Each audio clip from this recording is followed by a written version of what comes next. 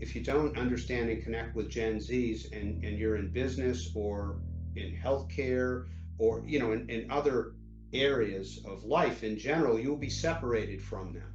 And so suddenly you can see the millennials tailing off and becoming less important, where the Gen Zs are going to be the kind of the big bulge of the business. And they're such huge influencers over each other. Started out really, I really want to understand more about my niece and nephews, because when I was calling them, that didn't work, for example. And then it was like, okay, but texting them, got immediate answers. And so I wanted to find out more, and I wanted to be able to work with my Gen Z clients better and connect with my Gen Z students better, and behavior that I'd never seen before. A lot good, a lot not so good. And I got interested in this. There was a lot of people got frustrated along the way commenting on that. And I'm like, I'm more interested in why is that different? Welcome to the Contact Center Gurus, the podcast for contact center and customer experience leaders.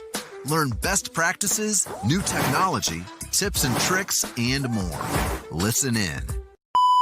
Hello, everyone. This is Darren Prine with the Contact Center Gurus podcast. Welcome to the podcast. Excited for today's podcast because our guest is Jeofrey Bean, my number one favorite author of CX books. His workshops that I've attended in the past are amazing.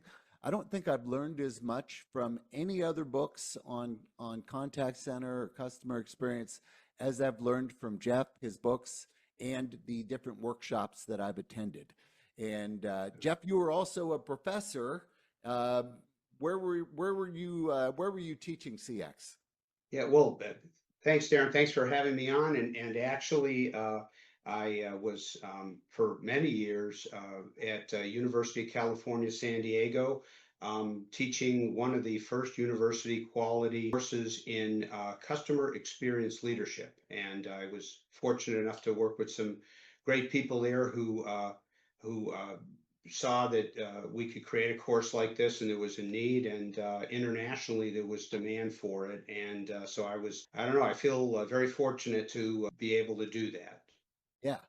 Another thing worth mentioning is that in the course of all of the books you've written, of course, the newest one is Next Generation Customer Experience, and we'll come back to that. But in your other books as well, you've been fortunate enough to be able to interview upper level executives with some of the biggest brands in the world.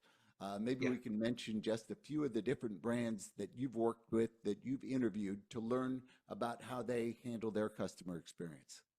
Yeah, well, certainly Amazon, Netflix, ServiceNow.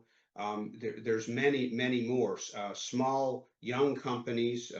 Matter of fact, we've included Square in the very first book, The Customer Experience Revolution, and that grew exponentially, of course. But there was many others, LPL Financial.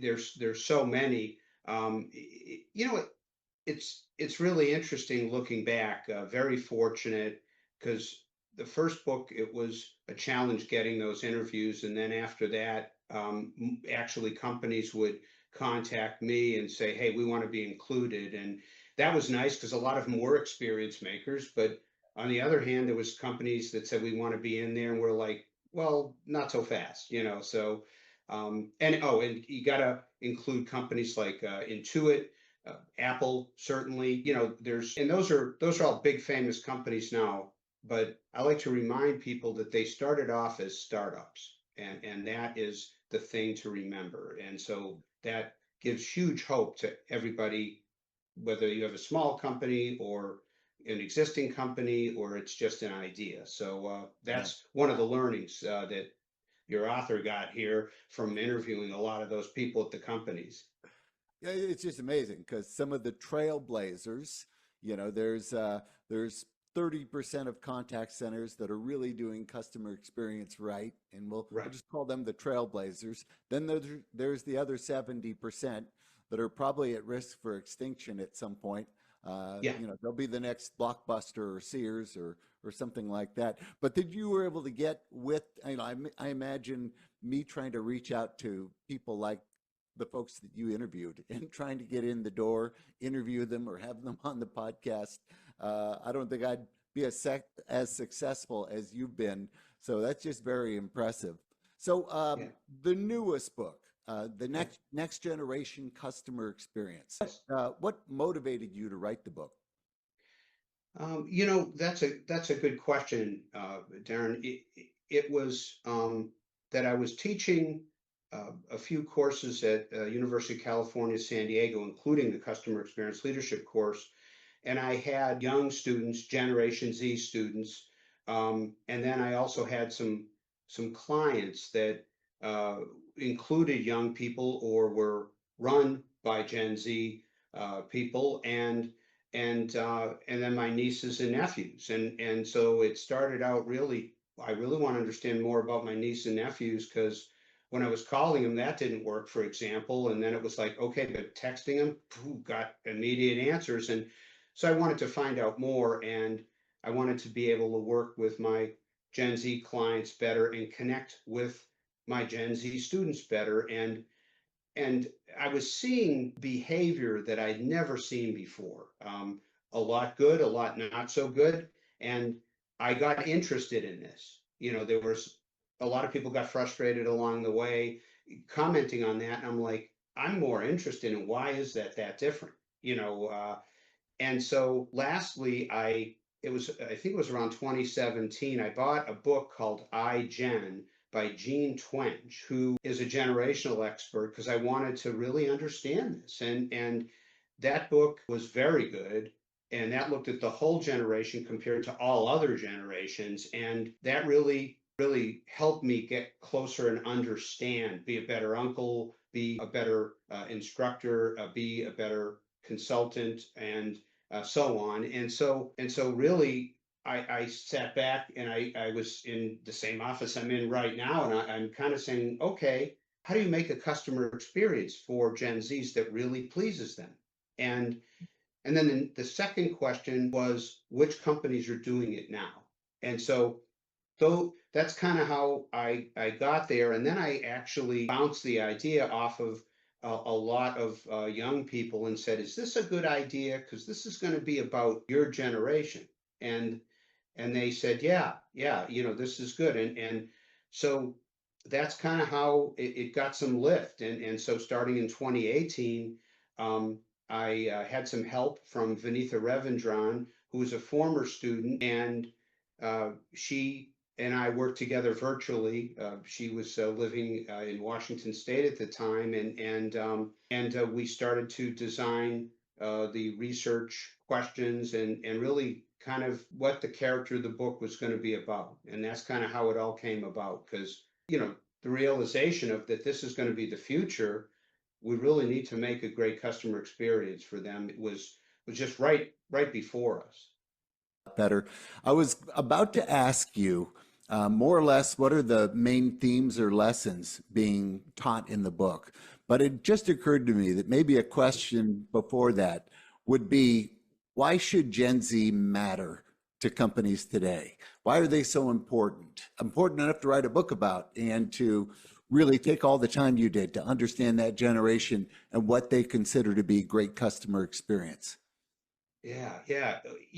They're going to be larger than any other generation before it. And really, to one insight I got from Gene Twenge's iGen book was that they are more different than any other two generations compared. And so to think that they're just a little bit different would be a mistake if you want to be successful, whether it's creating customer experience or communicating or employers retaining. It's a whole other aspect. In the first workshop we did about next generation customer experience, I got some feedback that said, hey, this was really helpful, really for employee retention. And I was like, that is really good feedback. And so really it's in all aspects, because the other thing is, if you don't understand and connect with Gen Zs, and you're in business or in healthcare or in other areas of life in general, you'll be separated from them. And so suddenly you can see the millennials tailing off and becoming less important, where the Gen Zs are going to be the kind of the big bulge of the business. And they're such huge influencers over each other. And we'll, maybe talk about a little bit about that later. But yeah. So like a short version of that is they're becoming the largest and most important generation to cater customer experience to, because they're the ones that are going to be spending the bulk of the money on services and products. Yeah, and couple that with that, you'll be disconnected from most of the other generations as this goes on. So it's kind of you've got the bulbs that you want, and then you've got the kind of the maturity and decline of the other generations as customers. Awesome. So now we'll go back to the question I was going to ask you. What are the main themes and lessons that you cover in the book? Yeah, and just let me know. I'll try and be brief here because I'm very excited about this. So, Yeah. but certainly one is you really must know the people of Gen Z as customers and users of your products and services, and know them very well. And again, it's because they're so different than any other generation, having been impacted by the availability of the internet. I mean, the internet was already there when they were born, and this had a developmental impact that is very important. Another one is that we really wanted to know what companies are creating the experiences for Gen Z that they like now, whether it's B2B or B2C or a combination. And so what we learned in doing the book is that there's specific capabilities that Gen Z customer experience leader companies have that other companies really need to have in order to become leaders. And I'll just throw out a couple as far as their names are: use behavioral economics. Customer experience intelligence is very important, almost not an option. You have to innovate for that generation. You don't necessarily want to think that all your innovation or existing products and services can be ported over with the same success, if you will. So the last one is to have interconnection strategies, not just strategies to connect, but to interconnect with customers and users in a meaningful way.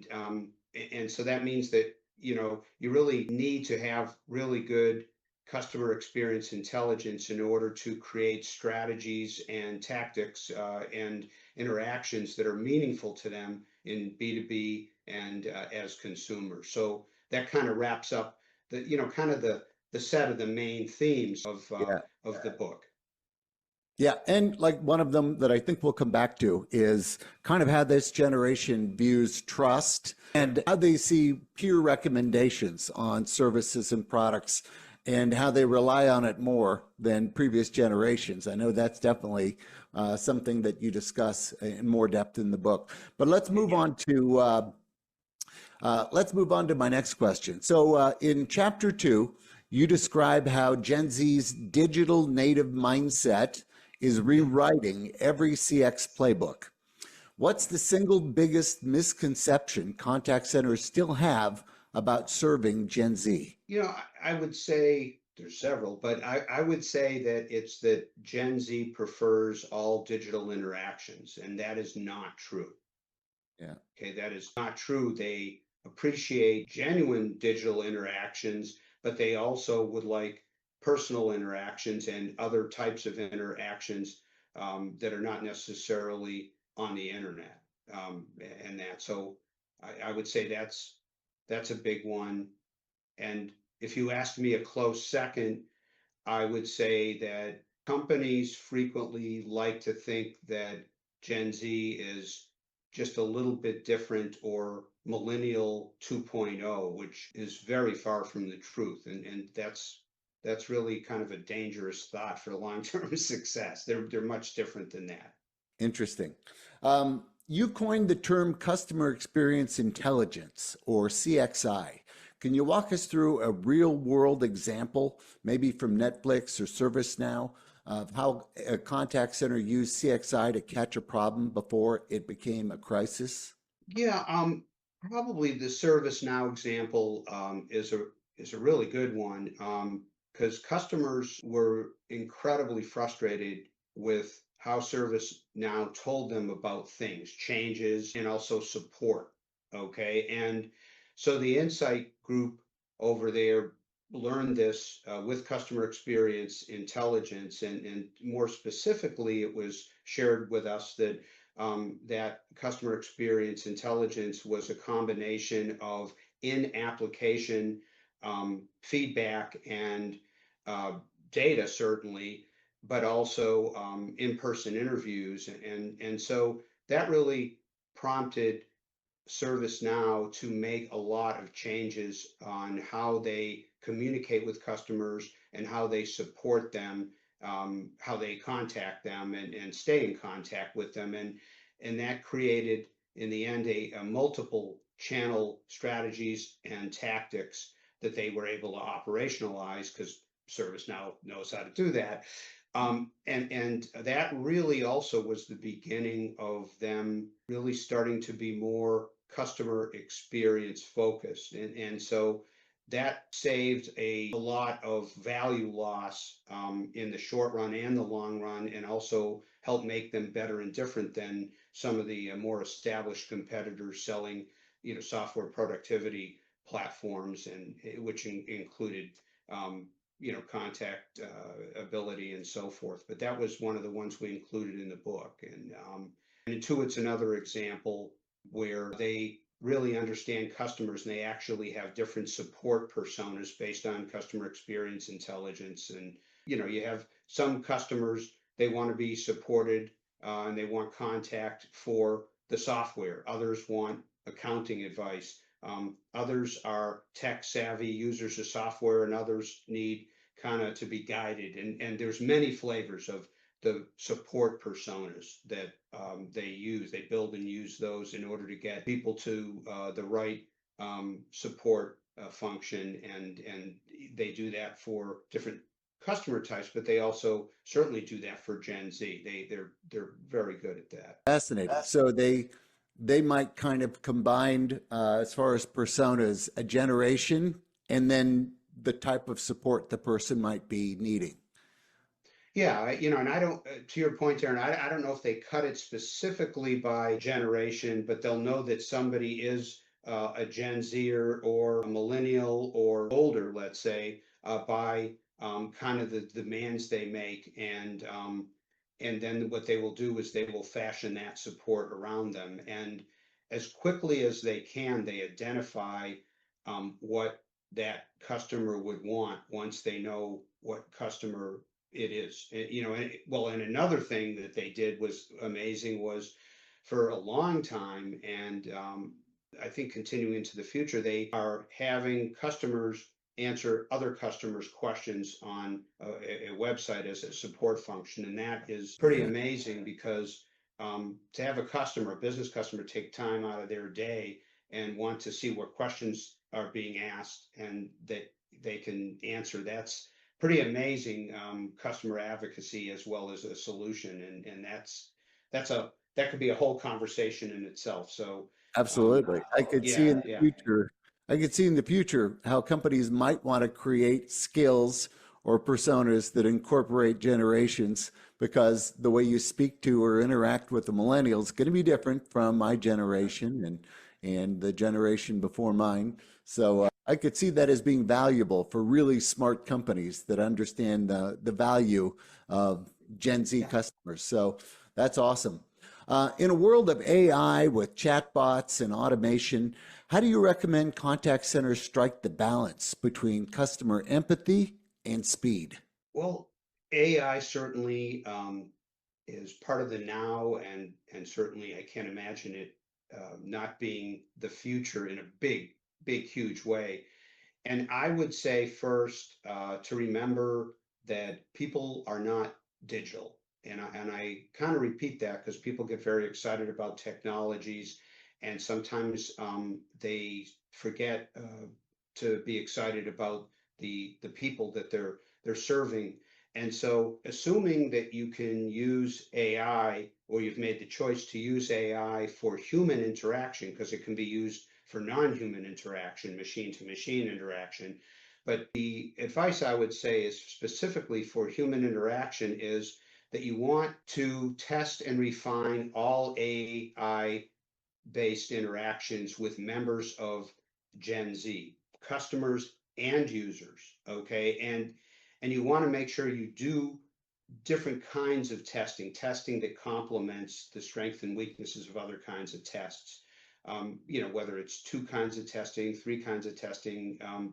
We'll talk about this in the workshop regarding customer experience intelligence, but you really want to make sure you test with real humans and don't have something that was designed for a machine and got the approval of another machine and then you push it out for human interaction. That is the opposite of what you want to do. And then lastly, make sure that when you're doing this test, you understand that it's bringing value to the customers when they're having interactions. Is it really bringing the value that Gen Zs are expecting?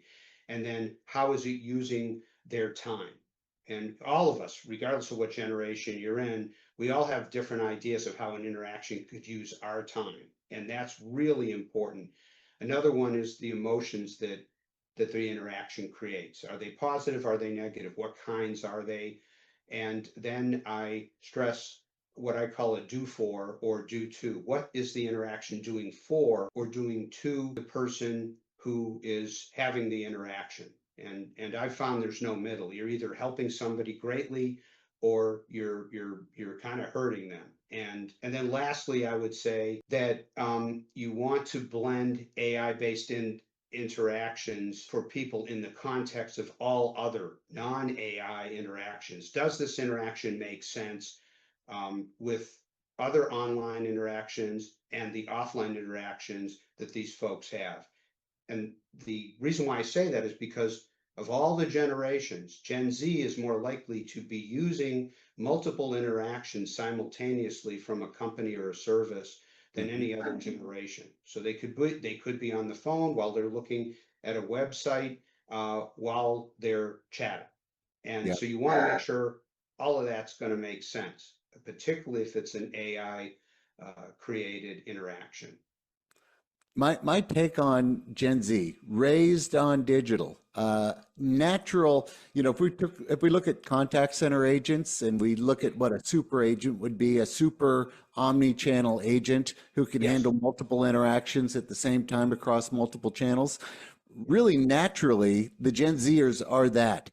They're used to handling multiple interactions at the same time on different channels. So while they're texting, they might be talking to somebody and on some application. And my take on it, I think that being raised like this also has led more of them to have ADHD than the previous generations. And I think that results in them being less patient. So let's look at bad AI. So we've all gotten on with AI that's more or less a dumb workflow. And it never helps us. So we get to the end and we're like, I need an agent. And then, oh, we're closed today. Try back tomorrow at 8 a.m. My guess is that Gen Z has less patience and tolerance for AI that isn't really useful, that can't actually communicate with them and come up with a resolution for the reason why they're reaching out. Is that fair to say? Oh, yeah, no doubt. I mean, the benchmarks for patients are set for different generations with different interactions when these people are developing, any of us are developing. And so as you've said it, the benchmark for short duration of patients is small here. And so that's a characteristic that you want working in your advantage. And so why not find out and what that is and then test for it in your interactions. And then to your point, get some customer experience intelligence on what kinds of interactions that simultaneous set would likely be. It's not going to be all interactions all at once. It might be Yeah. 3 or 4. Which are they likely for this generation, and how quickly and efficient can you make that? That's huge characteristic. And with AI also, you want to make sure that it's as human-like and respectful of a human interaction as possible. Is it more important to be able to meet Gen Z customers on their channel of choice than it was for previous generations? Yes, and I've said to a lot of people wanting to solve the connection problem to be effective is you have to meet them where they are, and in order to do that, you have to do the upfront work of finding out what what they use, what communication channels do they select, what interactions do they prefer for different things. And once you have that, it's very powerful. You reduce the guesswork immensely. Yeah. Yeah. Real quick, let's just touch on. So Gen Z really trusting a vendor, service provider, company with the product. It's really more important for them than prior generations, from what I read or my takeaway from your book. But also, they rely more on kind of peer recommendations, peer reviews. Maybe explain a little bit more about, the trust and the recommendations from peers with this generation versus others. Yeah, what we found was that they are very specific about trust because first of all, coming up in the digital age, being digital natives, being on the internet is not always a pleasure, and you can't always trust what you see. It's kind of a hall of mirrors, Yeah. if I would say. And you've got a generation who they really know this. Okay, it's not a surprise to them, and they are also aware of that there's genuine interviews that they can trust from certain people, certain amateurs, certain professionals, certain friends, and there's not so good interviews written by people who either pay to write or people who actually have never experienced a product or a service and are writing about it. So there's a whole lot of unqualified stuff there, and so they will actually work pretty hard to find some trusted sources, whether it's professionally B2B, for instance, trusted engineers about questions and answers, or consumer to make an auto purchase or even purchasing shoes or clothing. And so that becomes part of their purchase process. And the more you know about that purchase process, the more you can sort of put yourself in that purchase process. And for call centers, that means how can we prove to them that we are trustworthy? And if there's any way you can do it, either recognition that you've received or simply building up over time, that you can be trusted, that's really important. And that will go a long way because unfortunately, the majority of interactions and experiences a lot of Gen Z has had has shown them, okay, um, I've got to be very careful here on who I trust with my buying decisions and other life's decisions because they came up on the internet and obviously there's no way to really know what's genuine and real and what isn't except by testing and experience and so yeah, they don't just trust blindly. And the other thing is they trust certain people. So we're off the internet, and it's certain people that they would prefer to go to with certain decisions that they need to make to get that input. So there's the people aspect too. Well, it seems like, in the past, a lot of companies used review sites that were pay to play. And Yes. it sounds like Gen Z is going to spot that and want nothing to do with it. So maybe the money spent on something like that would be in actually finding some people who are Gen Z who are able to communicate in a way that Gen Z likes and understands and jives with. And maybe kind of build personas that you're using out there to communicate with people so that they can find someone that reminds them of themselves a little bit. That is that they trust the advice, they trust the experience, and they trust what they're saying. Frankly, that might be a better Yeah. way. Yeah. Yeah.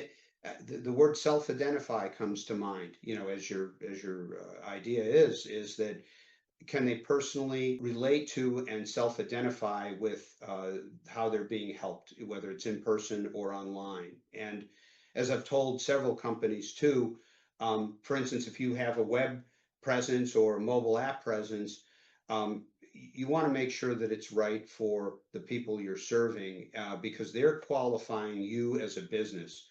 They're qualifying you as a contact center, a service provider, a product provider. And so, does that mobile app or website really help Gen Z know that, okay, this is for me. I can trust this, and this is a qualified site or mobile app that I can move forward on with trust. That's amazing.